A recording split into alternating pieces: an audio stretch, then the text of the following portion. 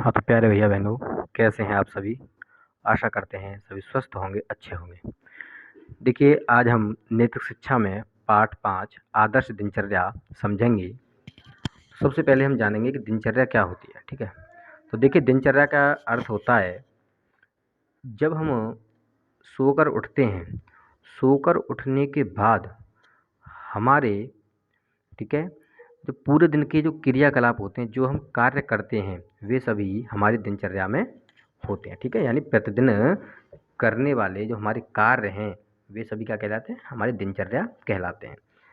लेकिन दिनचर्या एक व्यवस्थित तरीके से हो, एक क्रमबद्धता हो उसमें, ठीक है? तब वह क्या कहलाती है? आदर्श दिनचर्या कहलाती है ना? दिनचर्या के अंतर्गत हमारे क्या-क्या कार्य हैं जब हम सोकर उठते हैं, है ना? तो शौच जाते हैं, उसके बाद हम नहाते हैं और ईश्वर का भजन करते हैं। इस प्रकार से जो हमारी दैनिक जो क्रियाएँ हैं होती रहती हैं। लेकिन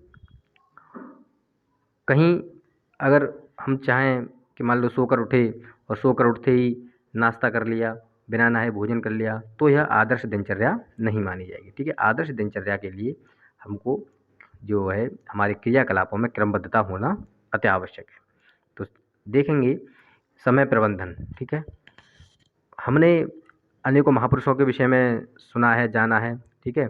तो उनकी कुछ अपने नियम होते थे, ठीक है? और उनकी एक आदर्श दिनचर्या थी, जिसका अनुसरण करने के बाद वे क्या हुआ, उन्नति के पथ पर आगे बढ़ते चले गए, ठीक है? तो यही यहाँ पर कुछ बातें दी हैं, उन्हीं पर विशेष ध्यान रखना है। तो सबसे पहला आता है हमारी दिनचर्या में जागरण। जागरण का अर्थ है सुबह उठना। तो उठने के लिए हमें क्या है, ब्रह्म मुहूर्त, सबसे पहले हमको ब्रह्म मुहूर्त में जो है जाग जाना चाहिए। यह समय होता है लगभग 4 बजे का, ठीक है? 4 बजे और अधिकतम 5 बजे तक तो हमको हर हालत में अपना बिस्तर छोड़ देना ही चाहिए। और उसके बाद हमको प्राकृतिक वातावरण में टहलना चाहिए, जिससे क्या होता है, सुबह-सुबह क्या होती है, वायुमंडल में शुद्ध ऑक्सीजन की मात्रा सबसे अधिक होती है, जो अच्छे स्वास्थ्य के लिए क्या है, आवश्यक है, ठीक है? और जो सबसे अच्छा व्यायाम जो कहा जाता है, टहलने को सबसे अच्छा व्यायाम कहा गया है, ठीक है? अगर आप अधिक व्यायाम नहीं कर सकते, तो आप टहलें, और टहलने से क्या होता है, हमें जो है अच्छी ऊर्जा मिलती है, शरीर स्वस्थ रहता है, ठीक है? फिर दूसरा आता है ध्यान। ध्यान में क्या? आत्मा का ध्यान करना। आत्मा का ध्यान में क्या आता है? यानी अपने ईश्वर का ध्यान करना। ईश्वर वैसे एक है, लेकिन जिसको भी आप मानते हैं, है ना? हमें उनका ध्यान करना चाहिए। गुरु, माता-पिता, तीर्थ, देव स्थानों, पुण्य क्षेत्र, नदियों आदि का भी हमको स्मरण करना चाहिए, जो कि मन की एकाग्रता के लिए क्या होता है, ध्यान बहुत आवश्यक होता है, ठीक है? हमारा मन क्या है, इधर-उधर भटकता है, ठीक है? जब हम पढ़ने बैठते हैं, ठीक? तो हमारे जो मन है, मान लो सामने किताब है, लेकिन मन हमारा कहीं दूसरी जगह है ना? तो मन क्या है, एकाग्रचित्त नहीं है, तो इसलिए हमें क्या है, ध्यान बहुत आवश्यक है। तो हमको ध्यान भी करना चाहिए, जिससे क्या होता है, मन की एकाग्रता बढ़ती है, जिससे हम अपने लक्ष्य को प्राप्त कर सकते हैं। हमारा लक्ष्य क्या है? अधिक से अधिक विद्या अर्जन करना, यानी अधिक से अधिक ज्ञान प्राप्त करना, ठीक है? अब तीसरा है हस्तमुख प्रक्षालन, ठीक है? हस्तमुख प्रक्षालन। देखिए, तीसरे में होता है शौच आदि से निवृत्त होकर के, है ना? जब हम प्रातः काल उठते हैं, तो सबसे पहले हम क्या जाते हैं, अपने वॉशरूम जाते हैं ना, यानी शौच जाते हैं। शौच आदि से निवृत्त होकर के क्या करते हैं, हाथ और मुँह को धो कर के विशेष रूप से नेत्रों को, है ना, नेत्र मतलब आँखों को शीतल जल से छींटे मारकर धोना चाहिए। इससे क्या होता है, जो आँखों की रोशनी है, और जो यानी आँखों की रोशनी क्या करती है, बढ़ती है, ठीक है? और इससे क्या होता है, रोगों से बचाव होता है, तो ठीक है? तो इस प्रकार हमें क्या है, शौच आदि के बाद हाथ मुँह धो करके क्या करना चाहिए, जो अपना शीतल जल है, शीतल जल से अर्थ ये नहीं कि फ्रिज का जल, ठीक है? ऐसे नहीं, यानी जो ताज़ा पानी है, उसको हमें अपनी आँखों पर मारना चाहिए, ठीक है? इससे क्या होता है, जो हमारे आँखों के अंदर की जो गंदगी है, वो सब निकल जाती है और नेत्रों की ज्योति, है ना, बढ़ती है, ठीक? रोशनी बढ़ जाती है। फिर 4 देखिए, नंबर 4 पर है दाँतों की सफाई करना। देखिए, यह अति महत्वपूर्ण है, यह कार्य अति महत्वपूर्ण है। हमें प्रतिदिन दांतों की सफाई करनी चाहिए, ठीक है। दांतों को हमेशा अच्छे टूथब्रश या नीम, बबूल आदि के दातुन से साफ करना चाहिए, ठीक है। इनको मसूड़ों से नीचे की ओर दांतों पर और नीचे मसूड़ों से ऊपर दांतों पर लाना चाहिए। दांतों की सफाई के साथ साथ मसूड़ों की भी मालिश भी हो जाती है इस प्रक्रिया से, ठीक। क्योंकि नीम और बबूल के दातुन में कीटाणु नाशक शक्ति होती है। तो प्रतिदिन हमको दांतों की सफाई करनी चाहिए। क्यों? क्योंकि जो सबसे अधिक बैक्टीरिया जो होते हैं पूरे दिन के हमारे मुंह के माध्यम से हमारे पेट में जाते हैं, है ना। तो हमारा मुंह साफ होना चाहिए। यदि हमारे मुंह से बदबू आएगी तो हमसे कोई बात भी नहीं करेगा, नहीं, है ना।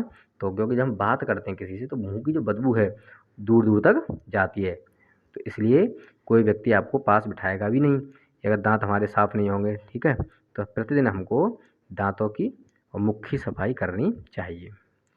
चलिए, अब नंबर 5 देखिए, मालिश एवं व्यायाम। देखो, मौसम के अनुसार शरीर पर तेल, घृत अर्थात घी या मक्खन द्वारा मालिश करने से त्वचा के साथ साथ जो रोमकूप हैं, रोमकूप मतलब जो छोटे छोटे रोम छिद्र हैं हमारी जो त्वचा पर छेद हैं, वो क्या हमको दिखाई तो नहीं देते लेकिन वो छेद हैं, ठीक है। जो रोमकूपों के द्वारा अंदर की मांसपेशियों तथा जोड़ों तक का स्नेहल हो जाता है, ठीक है। उसके माध्यम से क्या होता है, जो हम मालिश करते हैं घी या तेल की, तो उन जो छोटे छोटे छिद्र हैं उनके माध्यम से क्या है, हमारी मांसपेशियों में वह तेल या घी वह पहुंच जाता है और इससे क्या होता है, हमको मजबूती मिलती है।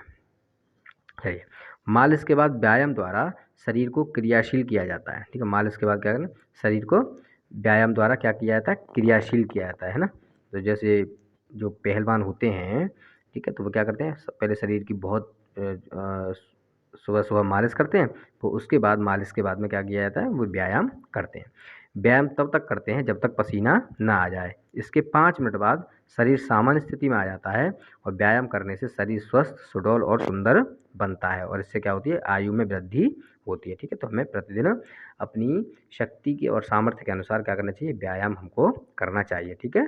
ऐसा भी नहीं कि बहुत अधिक व्यायाम करना है ना, तो ऐसा बहुत अधिक भी नहीं करना चाहिए। जितनी हम में क्षमता है धीरे धीरे व्यायाम हमको अवश्य ही करना चाहिए। उसके बाद स्नान, ठीक है। इसके बाद स्नान देखेंगे नंबर 6, ऋतु के अनुसार शीतल अथवा गुनगुने शुद्ध जल से स्नान करना चाहिए, ठीक। स्नान से शरीर में क्या होता है, स्फूर्ति आती है। हमको प्रतिदिन क्या करना चाहिए, स्नान करना चाहिए, जिससे क्या होता है, हमारा शरीर में एक स्फूर्ति आती है और गंदगी दूर होती है, मन प्रसन्न होता है ना, और भूख भी अच्छी लगती है। कुछ भैया बहन क्या करते हैं, बिना नहाए धोए क्या करते हैं, वो भोजन कर लेते हैं, है ना, और कभी नहीं नहाए, छुट्टी है तो नहाए ही नहीं। तो ऐसा नहीं होना चाहिए। हमें प्रतिदिन अपनी दिनचर्या में ये बातें हैं शामिल करनी चाहिए, ठीक है। और इससे क्या है, त्वचा की कई बीमारियों से भी बचाव होता है। तो हमें स्नान बहुत आवश्यक है। स्नान ऐसे नहीं कि गए और पानी डाल के भाग आए, ऐसे भी स्नान भी नहीं होना चाहिए। हमको स्नान भी अच्छे तरीके से करना चाहिए, ठीक है। चलिए, फिर है देव पूजन। देव पूजन मतलब ईश्वर का ध्यान, ईश्वर का पूजन करना। स्नान के बाद स्वच्छ वस्त्र धारण करके अपने गुरुजनों तथा इष्ट देवों को नमस्कार करते हुए देव पूजन करना उपयुक्त रहता है, ठीक। तो उसके बाद पूजा व ध्यान से क्या होता है, मन को शांति मिलती है और कार्य पूर्ति में भी सहायता मिलती है। तो इसलिए हमें ईश्वर का पूजन अवश्य करना चाहिए। धन्यवाद प्यारे भैया बहनों, आज आप नहीं समझेंगे, ठीक है। आगे की वीडियो में आपको आगे बताया जाएगा।